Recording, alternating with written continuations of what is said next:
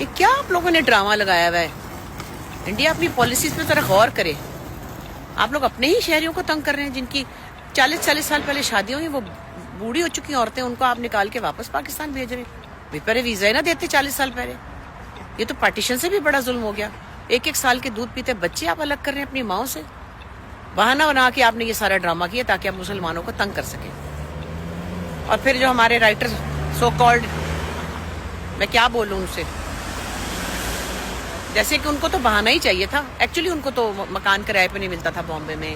اپنی ایگزسٹنس کے لیے وہ جتنی چاہے وہ کر سکتے ہیں گفتگو.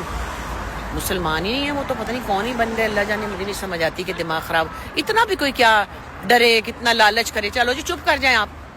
رشید الدین شاہ بھی تو ہیں، وہ چپ بیٹھے ہیں نا، اور لوگ بھی تو چپ بیٹھے ہیں نا. جس کے دل میں جو ہے وہ رکھ رہے ہیں. یہ تو پتہ نہیں کیا کہہ رہے ہیں. تو اللہ کو نہیں مانتے، مگر باقی تو خدا کو نہیں مانتے. نہ مانے وہ اللہ پوچھے گا آپ کو، ہمیں اس سے کیا. یہاں سے آپ لڈیاں ڈالتے ہوئے جا رہے ہوتے ہیں، اور جا کے آپ وہاں پہ پتہ نہیں کیا کیا بول رہے ہیں. آپ کوئی حیا کریں. مرنے میں آپ کے 2 گھنٹے رہ گئے ہیں، پر سے آپ اتنی فضول باتیں کر رہے ہیں. پاکستان کو یوں کرنا چاہیے، وہ کرنا چاہیے. کون ہے یہ لوگ؟ وہ ارنب گوسوامی جو ہے وہ تو بات ہی نہیں کرتا، وہ تو صرف لڑتا ہے. اس کا تو دماغ خراب ہے، تو ذہنی مریض ہے کوئی. اور وہ جو دوسرا کوئی پتہ نہیں میجر ہے، کوئی فالتو پڑا تھا ریٹائرڈ کے، تو کیا ہے کہ گھس کے ماریں گے تو حلوہ بنائیں گے. کیا عجیب باتیں آپ لوگ کرتے ہیں، خدا کو مانے. عجیب گھٹیا پن ہے. بہت افسوس ہے مجھے. ابھی بھی میں بتا رہی ہوں، ابھی بھی کہہ رہی ہوں، یہاں مجھے انڈین لڑکی ملی، اتنی پیار سے ملی. لوگ نہیں ہیں برے، یہ آپ لوگ بھڑکا رہے ہیں سب ایک دوسرے کو اور کر رہے ہیں خراب.